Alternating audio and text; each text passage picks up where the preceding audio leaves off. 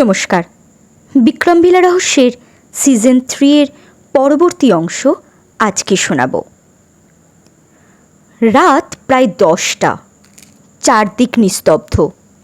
দূরে কোথাও ঝিঝি পোকার একটানা ডাক ছাড়া আর কোনো শব্দ নেই।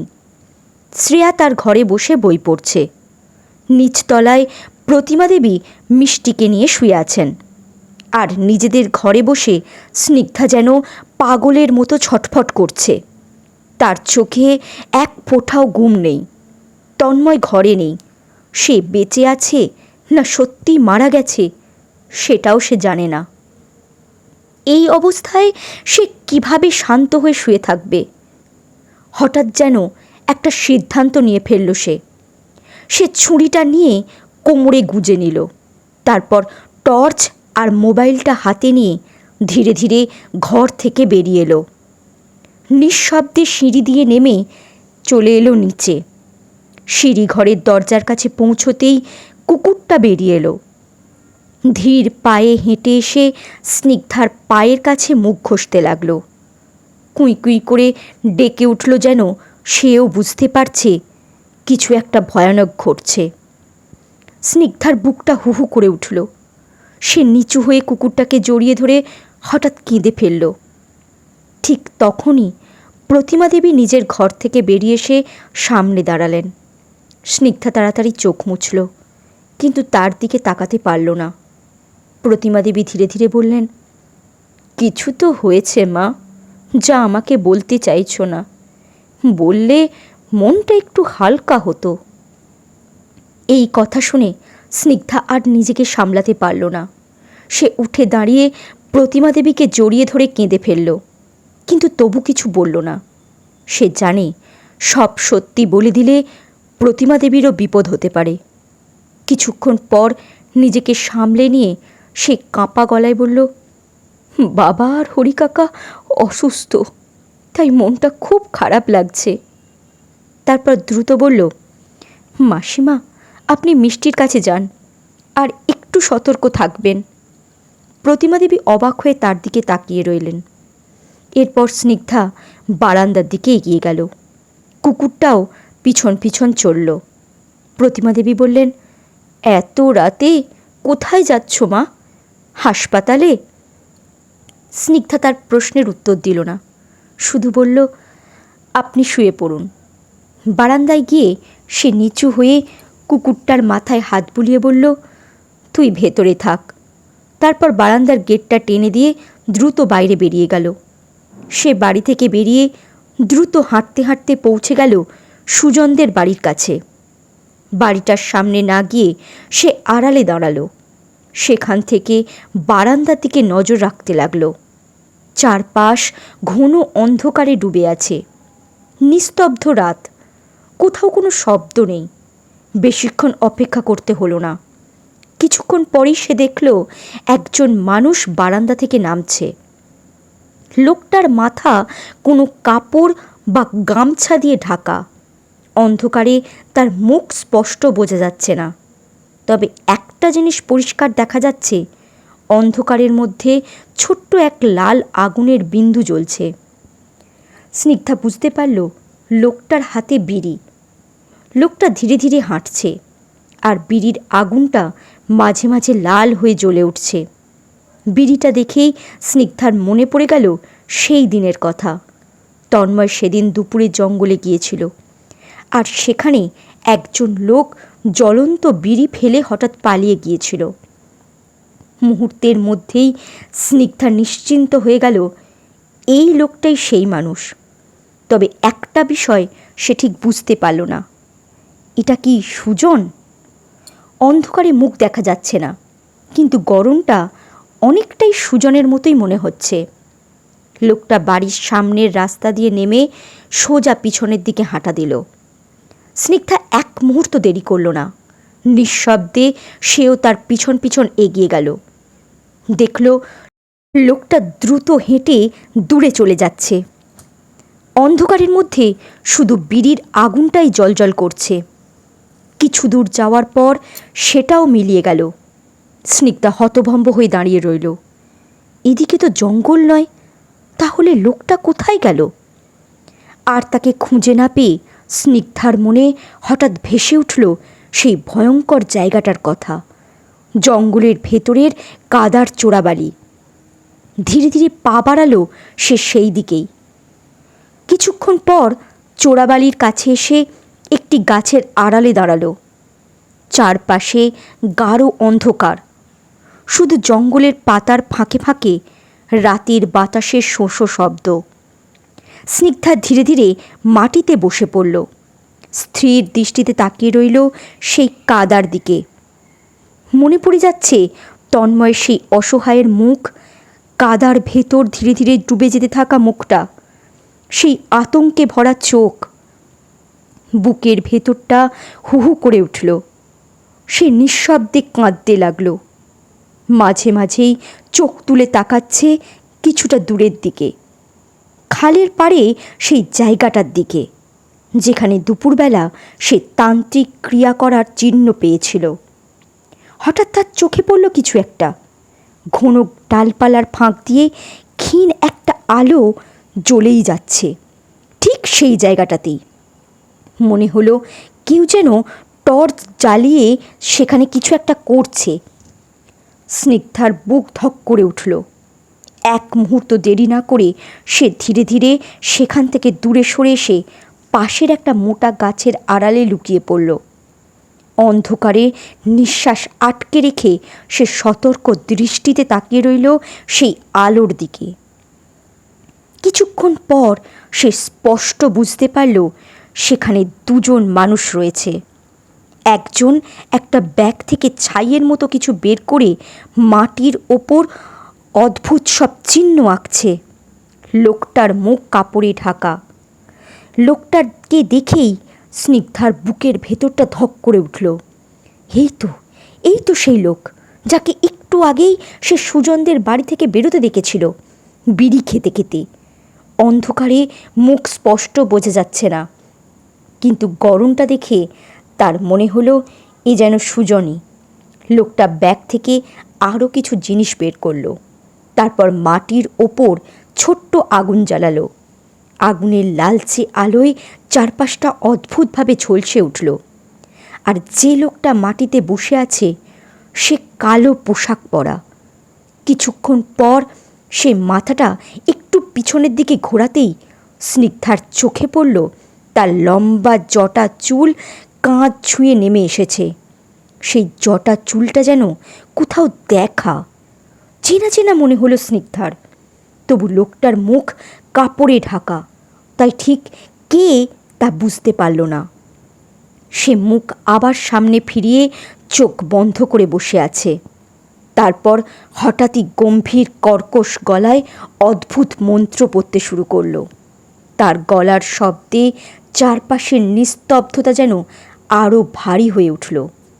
আর পাশে বসে থাকা লোকটা, যাকে স্নিগ্ধা সুজন বলে ভাবছে, চুপচাপ বসে তাকে নানা জিনিস এগিয়ে দিয়ে সাহায্য করতে লাগলো। অন্ধকারে গাছের আড়ালে লুকিয়ে স্নিগ্ধার নিঃশ্বাস বন্ধ করে সব কিছু দেখছে। তার বুকের ভেতর ধুকপুক শব্দ যেন নিজেই শুনতে পাচ্ছে। তার মনে হলো শ্রেয়া এখানেই আসবে, এটা নিশ্চয়ই কোনো তন্ত্রক্রিয়া। ঠিক তখনই সে দেখল অন্ধকারের ভেতর থেকে আরেকটা ছায়ামূর্তি এগিয়ে এলো। আলোটা একটু পড়তেই স্নিগ্ধার বুক কেঁপে উঠল। সে স্পষ্ট দেখল শ্রেয়া এসে তাদের সামনে গিয়ে বসে পড়েছে।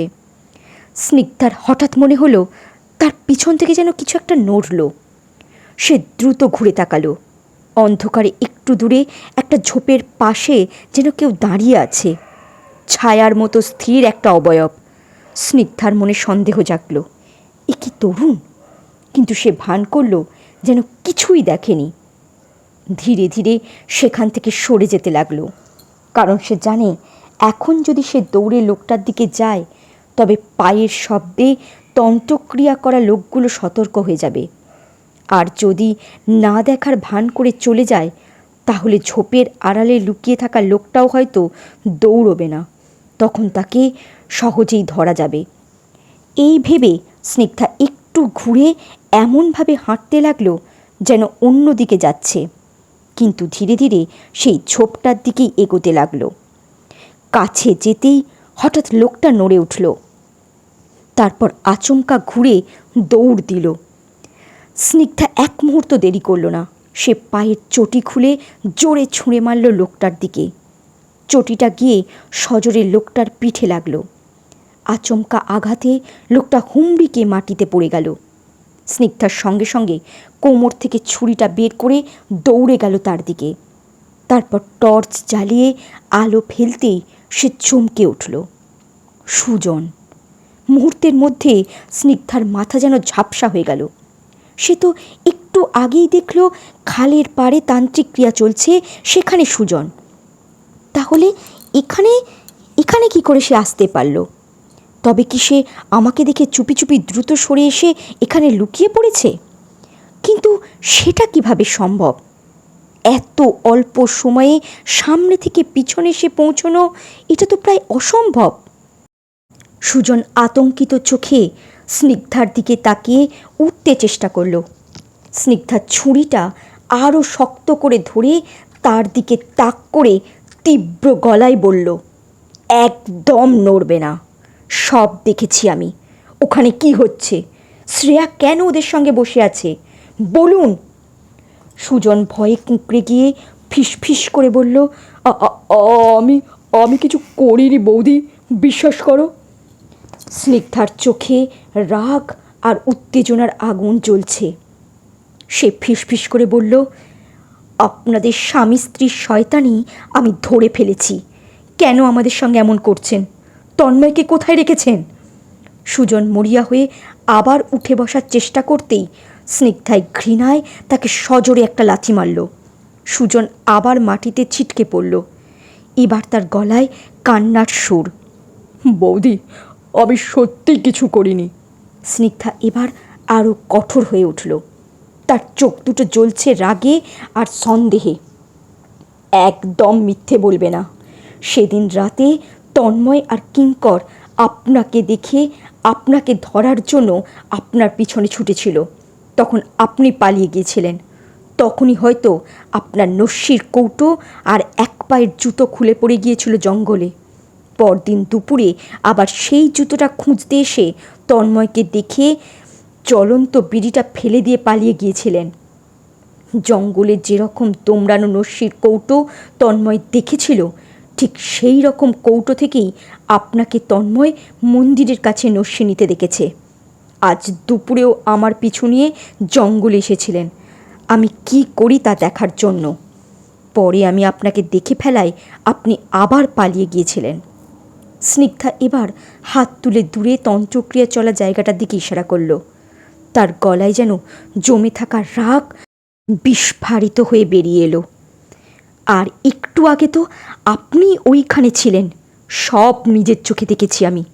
আপনাকে বাড়ি থেকে বিড়ি খেতে খেতে বেরোতে দেখেছি। কেন এসব করছেন? তন্ময় কোথায়? কোথায় লুকিয়ে রেখেছেন তাকে? স্নিগ্ধা দেখল সুজন কিছু কিছু বলতে চাইছে, কিন্তু পারছে না। সে এক পা এগিয়ে এলো। হাতে ধরা ছুরিটা এবার সুজনের বুকের ঠিক সামনে তুলে ধরল। তার কণ্ঠস্বর ঠান্ডা, কিন্তু ভেতরে আগুন জ্বলছে। সত্যিটা বলুন, নইলে আজ এই ছুরি আপনার পেটে ঢুকিয়ে দেব। সুজন এবার কাঁপতে কাঁপতে বলতে চাইল, না, আমি। ঠিক সেই মুহূর্তেই হঠাৎ চারদিক দিয়ে এক ঝাপটা প্রচণ্ড হাওয়া এসে আছড়ে পড়ল। পাতা, ধুলো, শুকনো ডাল সব কিছু ঘুরপাক খেতে লাগলো। স্নিগ্ধা এক মুহূর্তের জন্য চোখ বন্ধ করে ফেলল। তারপর চোখ খুলতেই দেখল সুজন নেই, যেন মুহূর্তের মধ্যেই অদৃশ্য হয়ে গেছে। স্নিগ্ধা হতবাক হয়ে চারদিকে টর্চের আলো ফেলতে লাগলো, কিন্তু সুজন কোথাও নেই। স্নিগ্ধা বুঝতে পারল এই তান্ত্রিকের অশুভ শক্তি বা কোনো অশরীরী আত্মা চায় না সুজন সত্যিটা প্রকাশ করুক, তাই চোখের পলকে তাকে সরিয়ে ফেলা হয়েছে। স্নিগ্ধা হন্তদন্ত হয়ে ফিরে এলো সেই মোটা গাছের আড়ালে, যেখান থেকে সে তন্ত্রক্রিয়া দেখছিল। কিন্তু সেখানে এখন নিস্তব্ধতা। তান্ত্রিক নেই, আগুন নেই, শুধু অন্ধকার। সে ভাবল এর মধ্যে তান্ত্রিক ক্রিয়া শেষ হলো কি করে? নাকি ওরা তাকে দেখে ফেলায় পালিয়ে গেল? কিন্তু শ্রেয়া চারপাশে পাগলের মতো খুঁজতে খুঁজতে হঠাৎ সে দেখল দূরে অন্ধকারে শ্রেয়ার অবয়ব দেখা যাচ্ছে। সে ধীর পায়ে বাড়ির দিকে ফিরে যাচ্ছে। স্নিগ্ধা আর বাড়ির দিকে পা বাড়ালো না। তার হৃদয়ে তন্ময়কে খুঁজে পাওয়ার তীব্র আকুলতা আর প্রতিশোধের দাউ দাউ আগুন একসঙ্গে জ্বলছে। জীবনের মায়া সে ত্যাগ করেছে। মরিয়া হয়ে সে খুঁজতে লাগলো সেই কালো পোশাক পরা তান্ত্রিককে। আর তার সঙ্গে যে লোকটা ছিল সে আদৌ সুজন ছিল কিনা সেটাও বোঝার চেষ্টা করছে। সে ভাবল ওরা আশেপাশে কোথাও ওঁত পেতে থাকতে পারে, যে কোনো সময় তার ওপর আক্রমণ করতে পারে। সে খাল পেরিয়ে জঙ্গলের আশেপাশে প্রতিটা বাড়িতে গিয়ে কান পেতে শোনার চেষ্টা করল কোথাও তন্ময়ের কোনো আরতি বা চিহ্ন পাওয়া যায় কিনা। এমনকি সেই অভিশপ্ত পোড়ো বাড়িতেও গেল, যে বাড়ির অন্ধকার কুয়োতে অনির্বাণ তার স্ত্রী কল্পনা আর দাইমাকে হত্যা করে দেহ ফেলে দিয়েছিল। আর সদ্যজাত বাচ্চাগুলোকে অনির্বাণের মা তাদের বাড়িতে মেরে ফেললেও পরে অনির্বাণই তাদের নিথর দেহ এনে সেই কুয়োর ভেতর নিক্ষেপ করেছিল। সেই হাড়হিম করা জায়গাতেও সে তন্ময়কে খুঁজল, কিন্তু সব চেষ্টাই বৃথা হলো। হঠাৎ তার কানে পাখির ডাক এলো। দূরে কোথাও মোরগ ডাকা শুরু করলো। স্নিগ্ধা বুঝতে পারল দীর্ঘ ভয়াবহ রাত শেষ হয়ে ভোর হয়ে আসছে। সে খাল পার হয়ে শ্মশানের দিকে এগিয়ে গেল। ভোরের স্নিগ্ধ পাখির ডাকও আজ তার কানে কোনো এক ভয়ঙ্কর মরণ সঙ্গীতের মতো বাজতে লাগলো। শ্মশানের ধারে দাঁড়িয়ে স্নিগ্ধা একবার তাকালো কাছেই থাকা খগেন বৃদ্ধের মাটির বাড়িটার দিকে।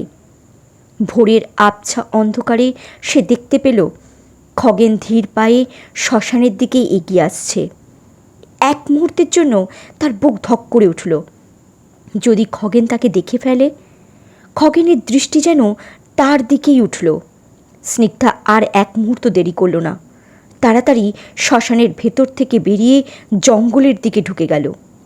জঙ্গলের ভেতর দিয়ে হাঁটতে হাঁটতেই সে ফিরে গেল সেই কাদার চোরাবালির কাছে।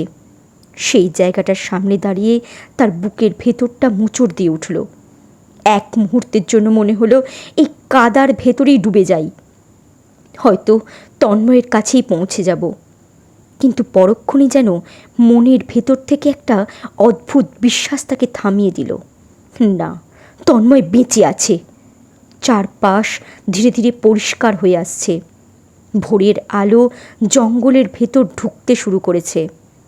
স্নিগ্ধা আর জঙ্গলে দাঁড়িয়ে রইল না।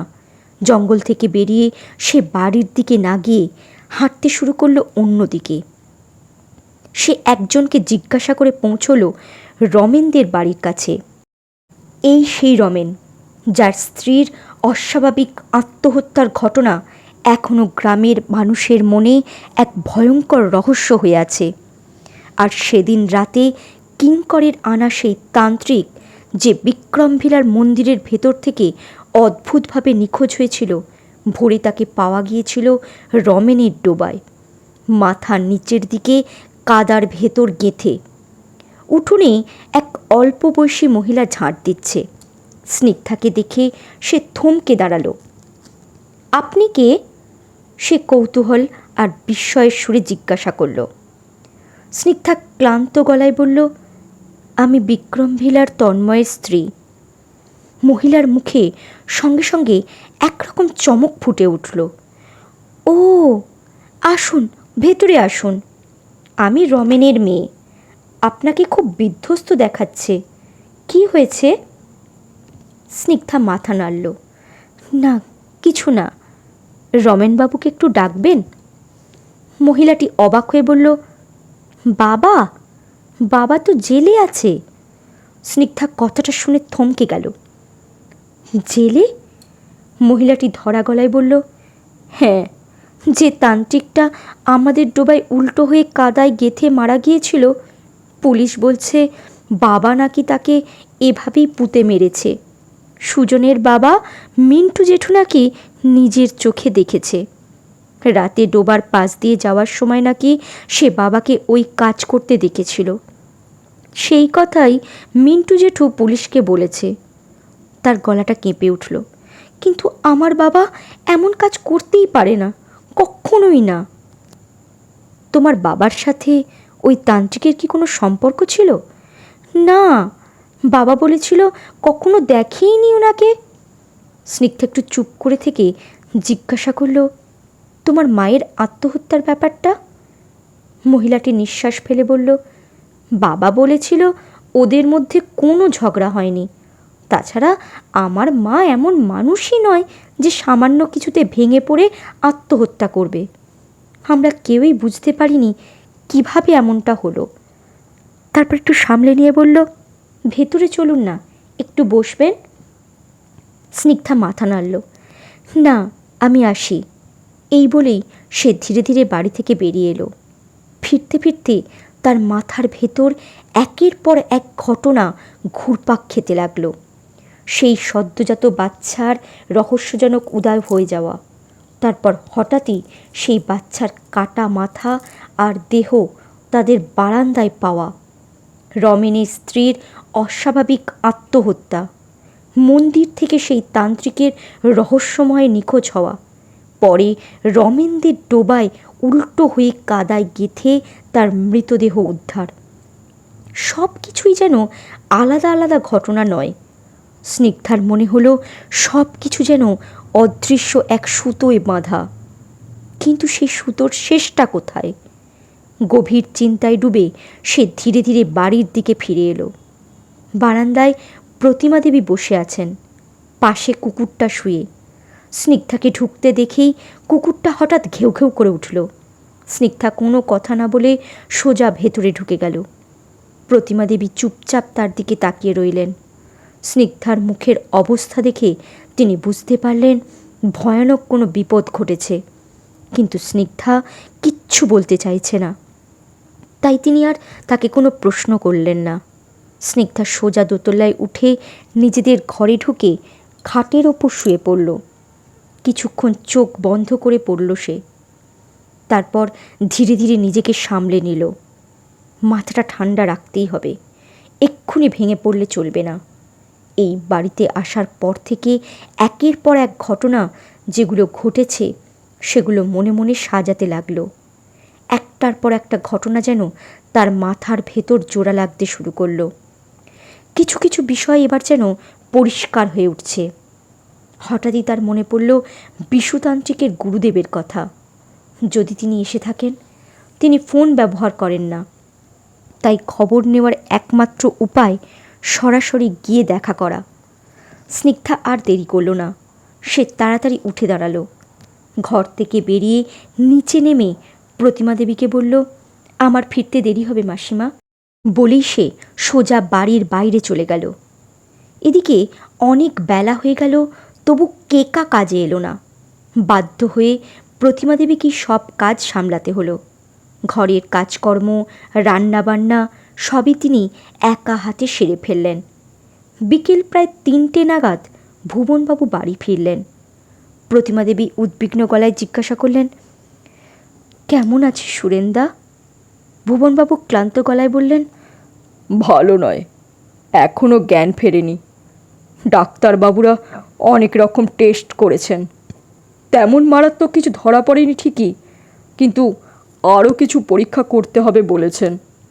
কলকাতা থেকে একজন বড় ডাক্তারও এসেছেন, তিনিই এখন দেখছেন। ভুবনবাবু স্নান সেরে খেতে বসেছেন।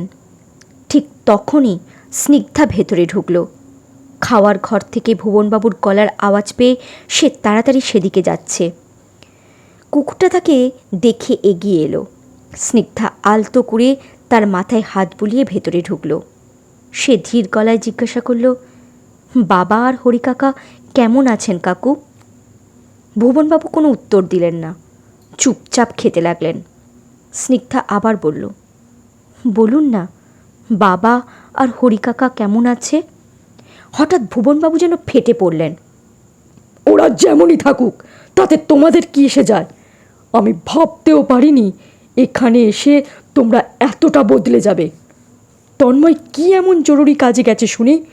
আমরা যেন ওর কেউই নয়। তিনি থামলেন না। তুমিও তো একবার হাসপাতালে গিয়ে দেখতে পারতে ওরা কেমন আছে।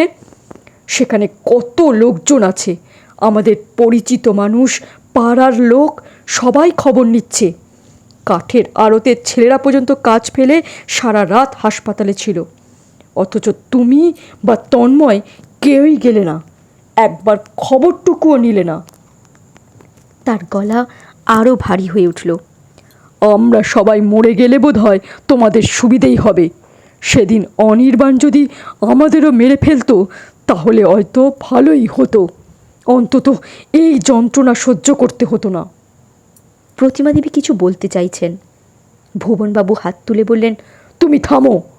স্নিগ্ধার দু চোখ বেয়ে জল গড়িয়ে পড়ছে, কিন্তু সে একটাও কথা বলল না। তার বুকের ভেতর কি ঝড় বইছে সেটা সে ছাড়া আর কেউ জানে না।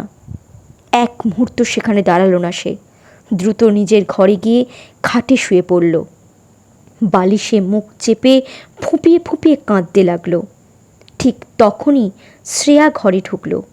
স্নিগ্ধার কাঁপতে থাকা পিঠে আলতো করে হাত রেখে বলল, বৌদি, কেঁদো না, কি হয়েছে তোমার? স্নিগ্ধা কোনো উত্তর দিল না। চুপচাপ শুয়ে থেকে সে আবার সব কিছু ভাবতে লাগলো। একটার পর একটা ঘটনা, রহস্যের পর রহস্য।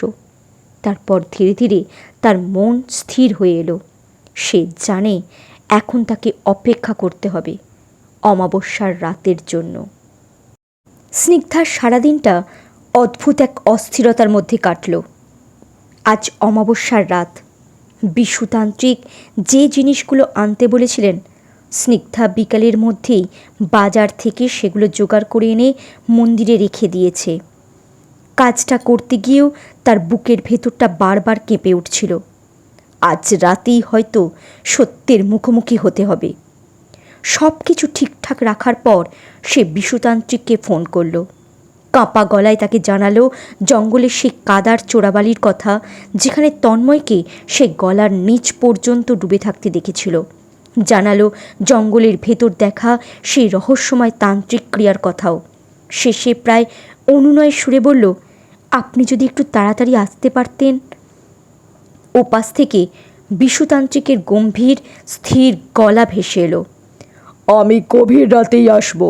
এই কাজের জন্য সেই সময়টাই সবচেয়ে উপযুক্ত। ফোন কেটে যাওয়ার পর স্নিগ্ধা আর ঘরে থাকতে পারল না। সময় যেন এগোতেই চাইছে না। রাত 11টার দিকে একে একে সবাই নিজেদের ঘরে শুতে চলে গেল। বাড়ির চারপাশ ধীরে ধীরে নিস্তব্ধ হয়ে এলো। একসময় বাড়ির ভেতরে সব আলো নিভে গেল। স্নিগ্ধা বাইরের আলোটাও নিভিয়ে দিল। তারপর চুপচাপ বাড়ির সামনের গেটের কাছে এসে দাঁড়ালো। চারপাশে ঘন অন্ধকার নেমে এসেছে। দূরে কোথাও ঝিঁঝি পোকার অবিরাম ডাক ভেসে আসছে। জঙ্গল থেকে শেয়ালের ডাক কানে আসছে। মাঝে মধ্যে হালকা বাতাসে গাছের পাতাগুলো কেঁপে উঠছে। সে নিঃশব্দে অন্ধকার রাস্তাটার দিকে তাকিয়ে রইল। কিছুক্ষণ পর সেই অন্ধকারের ভেতরেই একটা অস্পষ্ট ছায়া নড়ে উঠল। ধীরে ধীরে ছায়ামূর্তিটা স্পষ্ট হয়ে উঠল। বিশুতান্ত্রিক। তিনি ধীর পায়ে গেটের সামনে এসে থামলেন। স্নিগ্ধা তার দিকে টর্চের আলো ফেলল। ভালো করে তাকালো। আজ বিশুতান্ত্রিকের পরনে কালো পোশাক। তিনি নিচু স্বরে জিজ্ঞাসা করলেন, সব কিছু এনে রেখেছিস তো? স্নিগ্ধা মাথা নাড়ল। হ্যাঁ, সব এনেছি, ভেতরে আসুন।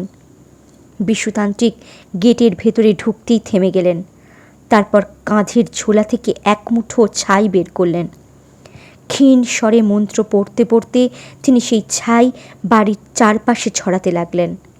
ধীরে ধীরে পুরো বাড়িটাকে একবার প্রদক্ষিণ করলেন তিনি। হাঁটতে হাঁটতে তার ঠোঁট নড়ছে। অস্পষ্ট ভারী মন্ত্রোচ্চারণের রাস্তার নিস্তব্ধতা যেন আরও ঘন হয়ে উঠল। শেষে তিনি থামলেন।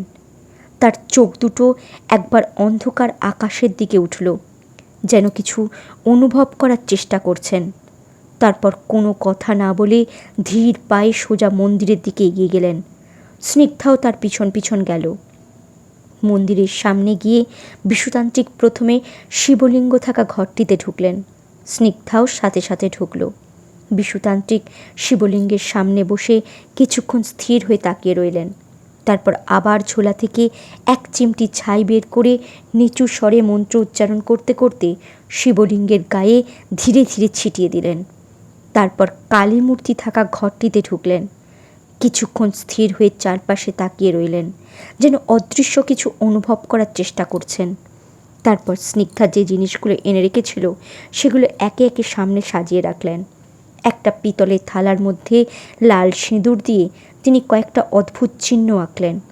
চিহ্নগুলো দেখতে সাধারণ নয়, বাঁকা রেখা, বৃত্ত, ত্রিভুজের মতো অচেনা আকৃতি। এরপর ধূপ জ্বালিয়ে চোখ বুজে মন্ত্র জপতে শুরু করলেন। ধূপের ধোঁয়া ধীরে ধীরে মন্দিরের ভেতর ঘুরপাক খেতে শুরু করলো। বিশুতান্ত্রিকের ঠোঁট নড়ছে, কিন্তু শব্দগুলো স্পষ্ট বোঝা যাচ্ছে না। ভারী গভীর মন্ত্রোচ্চারণে যেন মন্দিরের ভেতরের বাতাসই ঘন হয়ে উঠল। কিছুক্ষণ পরে তিনি মন্ত্রজপ থামলেন এবং ধীরে ধীরে মন্দিরের বাইরে বেরিয়ে এলেন। তারপর মন্দিরের বাইরের এক কোণে হাঁটু গেড়ে বসে পড়লেন। আঙুল দিয়ে সামান্য মাটি খুঁড়ে নিলেন। সেই মাটিটুকু খুব যত্ন করে একটা ছোট্ট কাপড়ের টুকরোয় বেঁধে নিজের ঝোলার ভেতর রেখে দিলেন। স্নিগ্ধা অবাক হয়ে তাকিয়ে রইল। মন্দিরের মাটি তিনি কেন নিলেন তা সে একবারই বুঝতে পারল না। কিছুক্ষণ পর বিশুতান্ত্রিক ধীরে ধীরে উঠে দাঁড়ালেন। গম্ভীর গলায় বললেন, এখানকার কাজ আপাতত হয়ে গেছে, আসল কাজটা করতে হবে জঙ্গলে। তুই তো বলেছিলি ওখানেই তান্ত্রিক ক্রিয়ার চিহ্ন দেখেছিস। স্নিগ্ধা একটু চমকে উঠে বলল, এখনই যাবেন? আমার মনে হচ্ছে যে তান্ত্রিকটা এসব করছে সে হয়তো আজও ওখানে এসেছে। বিশুতান্ত্রিক ধীর গলায় বললেন, এলে ভালোই হবে, তাকে ধরা যাবে। চল গিয়ে দেখি। কথা শেষ করেই তিনি হাঁটা শুরু করলেন। স্নিগ্ধা নিঃশব্দে তার পিছন পিছন চলতে লাগলো। হাঁটতে হাঁটতে সে মাঝে মধ্যে পিছন ফিরে তাকাচ্ছে। চারপাশে গভীর অন্ধকার। স্নিগ্ধা মাঝে মধ্যে টর্চের আলো ফেলছে। রাতের সেই নিস্তব্ধতার মধ্যে দুজন মানুষ ধীরে ধীরে গভীর জঙ্গলের দিকে এগিয়ে চলল। শুকনো পাতার ওপর পা পড়ার মৃদু মচমচ শব্দ ছাড়া আর কোনো আওয়াজ নেই। অবশেষে তারা পৌঁছে গেল সেই জায়গায়, খালের পাড়ে, যেখানে স্নিগ্ধা রাতে কাউকে তান্ত্রিক ক্রিয়া করতে দেখেছিল। বিশুতান্ত্রিক সেখানে গিয়ে থামলেন। চারপাশে স্থির চোখে তাকিয়ে তিনি যেন অন্ধকারের ভেতর কিছু খুঁজে দেখার চেষ্টা করতে লাগলেন। তারপর স্নিগ্ধার দিকে তাকিয়ে ধীরে গম্ভীর গলায় বললেন, খালের জলে স্নান করে পবিত্র হয়ে আয়, শুদ্ধ না হলে এই ক্রিয়া শুরু করা যাবে না। স্নিগ্ধা আর প্রশ্ন করল না। সে ধীরে ধীরে খালের দিকে এগিয়ে গিয়ে জলে নেমে স্নান করতে গেল। এদিকে বিশুতান্ত্রিক নিজের ঝোলা খুলে কয়েকটা জিনিস বের করলেন। এক মুঠো ছাই, সিঁদুর, একটা ছোট্ট পিতলের পাত্র আর একটা ছোট জলের বোতল। তিনি মাটির ওপর ধীরে ধীরে একটা অদ্ভুত বৃত্ত আঁকতে শুরু করলেন। বৃত্তটার চারপাশে সিঁদুর দিয়ে কয়েকটা অচেনা চিহ্ন আঁকলেন। তারপর মন্দির থেকে আনা মাটিটা বৃত্তের মাঝখানে রাখলেন। তার পাশে আরও কয়েকটা তান্ত্রিক সামগ্রী সাজিয়ে দিলেন। বৃত্তের ভেতরে একপাশে সেই ছোট মাটির পাত্রটা রাখলেন, যেটা স্নিগ্ধা আগেই দেখেছিল। পাত্রের মধ্যে শুকনো কাঠের টুকরো আর কিছু গুঁড়ো ছাই ফেলে আগুন জ্বালালেন। বোতল থেকে জল নিয়ে পিতলের পাত্রে রাখলেন। ঠিক সেই সময় স্নিগ্ধা স্নান সেরে ফিরে এলো। বিশুতান্ত্রিক তাকিয়ে বললেন, অয় আমার পাশে বস। স্নিগ্ধা তার পাশে বসল। তান্ত্রিক তার কপালে এক ফোঁটা ছাই ছুঁয়ে দিলেন। তারপর চোখ বন্ধ করে ধীরে ধীরে মন্ত্র জপ করতে শুরু করলেন। মন্ত্রের শব্দ ক্রমশ গভীর আর ভারী হয়ে উঠতে লাগলো। হঠাৎ জঙ্গলের বাতাস যেন অদ্ভুতভাবে অস্থির হয়ে উঠল। আশেপাশের গাছের পাতা সরসর শব্দে কেঁপে উঠল। কাছেই কোথাও একটা পাখি আচমকা ডানা ঝাপটে অন্ধকারে উড়ে গেল। স্নিগ্ধার বুকের ভেতর ধকধক করতে লাগলো। সে চুপ করে বসে তান্ত্রিকের প্রতিটা কাজ লক্ষ্য করতে লাগলো। মাঝে মধ্যে চারদিকে তাকিয়ে সতর্ক দৃষ্টি রাখছে। কিছুক্ষণ মন্ত্র পড়ার পর বিশুতান্ত্রিক মাটিতে একটা ছোট্ট গর্ত করলেন। তারপর বৃত্তের মাঝখানে রাখা জিনিসগুলো একে একে সেই গর্তে মাটি চাপা দিলেন। সবশেষে গম্ভীর গলায় বললেন, প্রথম বন্ধনটা তৈরি হলো, অমাবস্যার শক্তি জেগে উঠেছে। এবার তোদের বাড়ির অশুভ শক্তি আর বেশিক্ষণ টিকতে পারবে না। ঠিক সেই সময় অন্ধকার চিরে মিষ্টি এগিয়ে এলো, তার হাতে সেই পুতুলটা। পুতুলটার মুখের অভিব্যক্তি অস্বাভাবিক, তার চোখ যেন অদ্ভুতভাবে জ্বলছে। দৃশ্যটা দেখে স্নিগ্ধা কেঁপে উঠল। বিশুতান্ত্রিক পুতুলটার দিকে তাকিয়ে গম্ভীর গলায় বললেন, আর তোকে বেরোতেই হবে। এতদিন এই পুতুলের ভেতরে থেকে এদের কষ্ট দিয়েছিস, এই ছোট্ট মেয়েটাকে পর্যন্ত মারতে গিয়েছিলি, আজ তোর রক্ষা নেই। এই বলে তিনি মিষ্টির কাছ থেকে পুতুলটা নিতে এগিয়ে গেলেন, কিন্তু পুতুলটা হঠাৎ বিকট শব্দ করে উঠল। বিশুতান্ত্রিক পিতলের পাত্র থেকে একটু জল মিষ্টি ও পুতুলের গায়ে ছিটিয়ে দিয়ে বললেন, চুপচাপ বস। ঠিক তখনই শুকনো পাতার ওপর কারো পায়ের শব্দ শোনা গেল। তার হাঁটার ভঙ্গি অদ্ভুত, তাকে দেখে বোঝা যাচ্ছে কেউ তাকে চালিয়ে নিয়ে আসছে। শ্রেয়া এসে বৃত্তের সামনে দাঁড়ালো। বিশুতান্ত্রিক হাতের ইশারায় বসতে বললেন। শ্রেয়া এসে বৃত্তের ভেতরে বসে পড়ল, তান্ত্রিকের ঠিক উল্টো দিকে। তান্ত্রিক মিষ্টি, স্নিগ্ধা আর শ্রেয়াকে একই বৃত্তের মধ্যে বসালেন। তিনি ধীরে বললেন, আগুন, মন্ত্র আর রক্ত, এই 3 শক্তি দিয়ে বন্ধন তৈরি করতে হবে, তবেই শ্রেয়ার ভেতর থেকে এই আত্মাকে বার করা যাবে। এরপর তিনি আগুনের উষ্ণতা হাতের তালুতে ছুঁয়ে নিলেন। তারপর শ্রেয়ার কপালে ছাই দিয়ে একটা চিহ্ন আঁকলেন। তারপর গম্ভীর গলায় বললেন, অশুভ শক্তি বেরোতে গেলে রক্ত বাধা দেয়, তাই অল্প রক্ত আগুনে দিতে হবে। তিনি শ্রেয়ার হাত ধরতে এগোলেন। হঠাৎ শ্রেয়া এক পুরুষ কণ্ঠে চিৎকার হয়ে উঠল, না, আমার হাত ধরবি না। সেই গলাটা শুনে স্নিগ্ধার বুকের ভেতরটা হঠাৎ কেঁপে উঠল। গলাটা যেন তার খুব চেনা। আজকে শুনলেন বিক্রম ভিলা রহস্যের সিজন 3 এর 52 থেকে 54 পর্ব। পরবর্তী পর্ব খুব শীঘ্রই চলে আসবে। ধন্যবাদ।